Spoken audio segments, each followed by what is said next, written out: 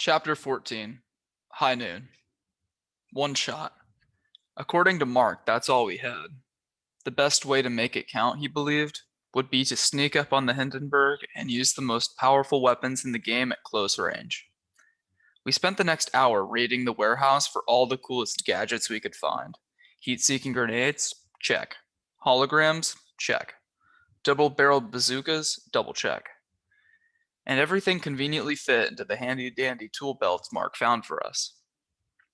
Eventually, a plan formed. I would be the bait. Well, not me exactly, but a hologram of me. I'd be hiding in a safe place while I'd project my hologram into the open to act as bait. When the Hindenburg would strike, Eric would trigger a cage to trap him, and Mark would fly over with a jetpack to drop a giant bomb. Then we'd all swoop in and blast the cage with double-barreled bazookas, just to make sure that we got him, and also because shooting double-barreled bazookas sounds awesome. The plan seemed foolproof. None of us would get within 20 yards of the Hindenburg, and we'd blow him up before he'd have time to figure out what was happening. But something seemed off. As Mark ran through the plan one more time, I shared my hesitation.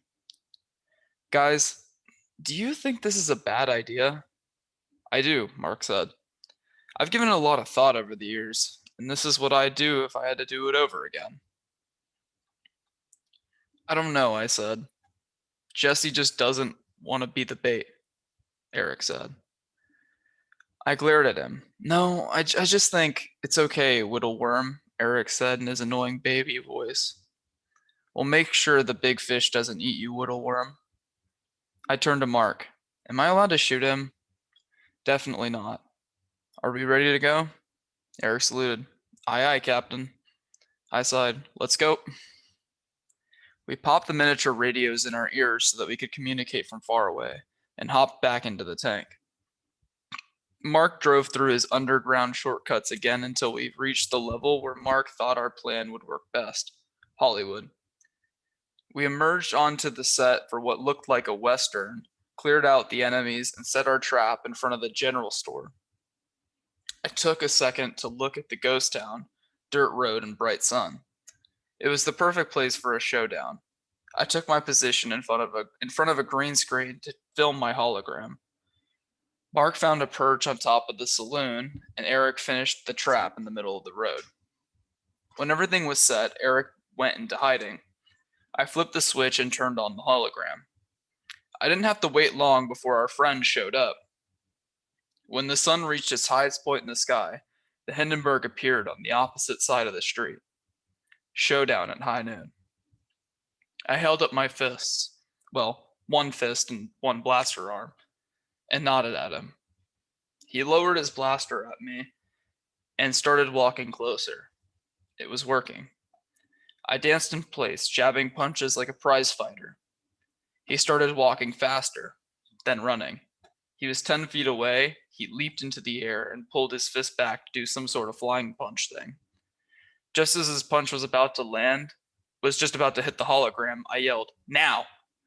Eric sprung the trap. Clank! A metal cage sprung out of the ground and trapped the Hindenburg. Instead of panicking, though, it looked calmly around for a few seconds before fixing its gaze on me. Not on my hologram, but the actual building where I was filming. It slowly raised its four-fingered hand and waved bye-bye. Guys, I don't like this, I said. Mark was already in the air. We got him, he said over the radio. The Hindenburg continued staring in my direction. It was almost as if he was expecting this. That's when I figured it out. Abort mission, I screamed over the radio. He was expecting this. Mark kept flying. Mark, abort mission, he knows. The reflection. We had forgotten about the reflection. The first time we met the Hindenburg in the Statue of Liberty, we were able to escape because he got fooled by Eric's reflection in the metal wall. I've got him lined up, Mark said over the radio. But you don't fool the Hindenburg with the same trick twice. And though the hologram isn't exactly the same as a mirror reflection, it's close enough for something as smart as the Hindenburg to figure out. Mark, stop this, now. Mark dropped the bomb. The second before it landed, the Hindenburg disappeared. Or rather, the hologram of the Hindenburg disappeared. Boom. The ground shook. Even as the dust from the blast was rolling through the street, Eric ran out of his hiding spot with his double-barreled bazooka. No, I yelled. I ran out of the hiding to protect my friend. I reached the street just in time to see the real Hindenburg sneak up behind Eric. Eric, watch out! Eric looked at me with a puzzled look on his face. That was the last thing he did before. Blast. The Hindenburg vaporized him. No! Blast. In one smooth motion, the Hindenburg aimed into the air and vaporized Mark.